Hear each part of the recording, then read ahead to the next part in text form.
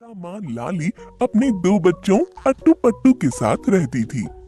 वहाँ पेड़ और स्थान दोनों सुरक्षित थे।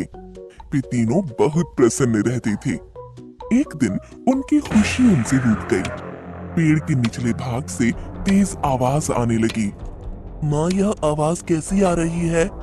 तोता माँ लाली ने नीचे देखा तो उसका मन दुख से भर गया। एक आदमी कुदाल से पेड़ को काट रहा था।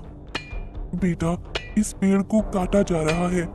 अब हमें अपना घोंसला छोड़ना पड़ेगा। माँ, वह पेड़ क्यों काट रहे हैं? उनसे कह दो ना, ये हमारा घर है। आखिर हम कहाँ जाएंगे? बेटा, हम छोटे जीव हैं, हमारी फरियाद नहीं सुनी जाएगी। अब हमें यहाँ से जाना होगा। अब कहीं और घर बसाना होगा। माँ, एक बार उस इंसान से बात करके तो देखो। तोता माँ लाली नीचे चली गई। भाई साहब सुनिए, आप इस पेड़ को मत काटिए, हमारा बना बनाया घोंसला उजड़ जाएगा। देखो, मुझे अपना घर बनाने के लिए लकड़ियों की जरूरत है। मैं तो पेड़ काट कर रहूंगा। तुम मेरे पेड़ को छोड़कर कहीं दूसरे पेड़ पर बसेरा कर लो। लाली जान गई कि अब इस आशियाने को छोड़ना ही पड़ेगा। कुछ देर बाद वह अपने दोनों प्यारे बच्चों को लेकर वहां से चल पड़ी। उसके बच्चे ज्यादा दूर नहीं उड़ सकते थे। माँ, हम ज्यादा दूर नहीं जा सकते, हम थक गए हैं। यहीं कहीं पास के पेड़ पर बसेरा कर लो ना। बेटा, मैं हर पेड़ पर नजर डाल रही हूँ। सही जगह मिलने पर ही हम घोंसला बना सकते हैं। कुछ दूर जाने के बाद एक पेड़ लाली को नजर आ गया, जहाँ घोंसला बनाने की सही जगह भी थी। उन्होंने पेड़ से प्रश्न किया, पेड़ भैया, मैं और मेरे बच्चे बेघर हो गए हैं। हमें रहने के लिए एक सही जगह चाहिए। क्या हम आपकी डाली पर घोंसला बना सकते हैं? नहीं नहीं, मेरी डाली पर घोंसला मत बनाओ। आगे बढ़ जाओ, वो छोटा पेड़ दिख रहा है, वहाँ तुम्हारा काम बन सकता है। पेड़ की बात से लाली को दुख हुआ, लेकिन वह मजबूर थी। उसके मन में सवाल आया कि आखिर पेड़ ने मना क्यों किया। मना करने के साथ साथ आगे के पेड़ का रास्ता भी दिखा दिया। दोनों बच्चों को लेकर वह आगे उड़ चली। वह छोटा पेड़ आ गया। अरे भैया, मैं बड़ी देर से परेशान नन्हे बच्चों के साथ उड़ती चली आ रही हूँ। आपकी डाली पर घोंसला बनाना चाहती हूँ। आप मना तो नहीं करेंगे ना? अरे नहीं नहीं, मैं भला क्यों मना करूं? बना लो शौक से घोंसला। छोटे प्यारे प्यारे बच्चों की मीठी आवाज सुनने को मिलेगी। मेरा भी मन बहलता रहेगा।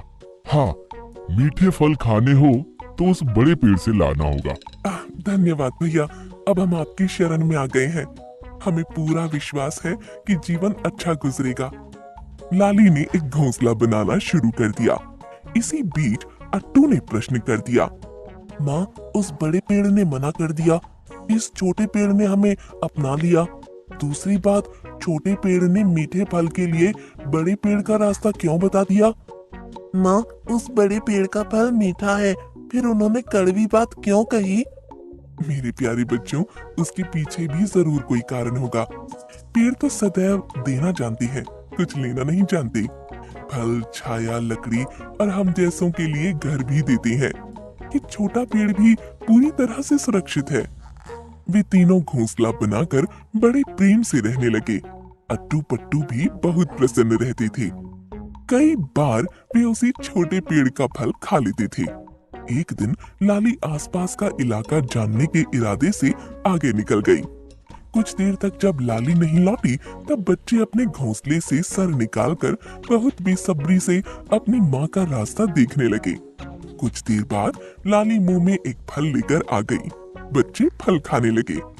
माँ, यह फल तो बड़ा स्वादिष्ट और मीठा है। आपने इसे कहाँ पाया? मेरे बच्चों, ये फल उसी बड़े पेड़ से तोड़कर लाई हूँ। उन्होंने ही मुझे आवाज देकर बुलाया था।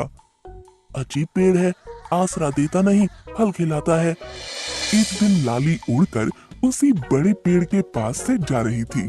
पेड़ ने उसे बुला लिया। अरे लाली, आज ज्यादा फल लेकर आओ। अपने घोंसले में संभाल कर रख देना, काम आएंगे। लाली ने 2-3 चक्कर लगाकर कुछ फल अपने बच्चों के पास घोंसले में रख दिए। पेड़ ने कारण कुछ नहीं बताया और लाली ने भी पूछना उचित नहीं समझा। लाली अपने बच्चों के साथ घोंसले में बैठकर फल खा रही थी। इसी बीच तेज तूफान के साथ बरसात शुरू हो गई। बादल जोर जोर से गरजने लगे। लाली, अरे ओ लाली, अपने बच्चों के साथ संभल कर रहना। मौसम का मिजाज अच्छा नहीं दिख रहा है। हाँ भैया, बड़ी सावधानी से रहना है। लाली ने अपने दोनों बच्चों को अपने पास कर लिया था। इतने में बड़े जोर की आवाज आई। उन लोगों ने देखा वह बड़ा पेड़ उखड़कर जमीन पर गिर पड़ा था। ओह, नेक बड़े पेड़ को तूफान ने गिरा दिया। अब पंछियों को मीठा फल खाने को नहीं मिलेगा। बरसात और तूफान दोनों रुक गए थे। लाली उड़कर बड़े पेड़ के पास पहुंच गई। लाली, तुम आ गई। मुझे खेद है, अब मैं तुम लोगों का साथ नहीं निभा पाऊंगा, सबको मीठे फल नहीं खिला पाऊंगा। आज मैं तुम्हें ये बात बताना चाहता हूँ कि उस दिन मैंने तुम्हें शरण देने से क्यों मना किया। दरअसल मेरी जड़ें बहुत कमजोर हो गई थी। मैं जानता था कि वे तेज तूफान का झटका नहीं सह पाएंगी। मैं नहीं चाहता था कि कोई मेरी डाल पर घोंसला बनाकर खतरा मोल ले। इसीलिए मैंने तुम्हें मना कर दिया और छोटे पेड़ का रास्ता बता दिया। मेरे फल खाओ और अपने बच्चों के लिए ले जाओ, अभी भी ये ताजे हैं। बड़े पेड़ भैया, आप बहुत अच्छे हैं। आपकी भावना सदैव अच्छी रही है। आपके प्यार की मिठास को मैं सदैव याद रखूंगी।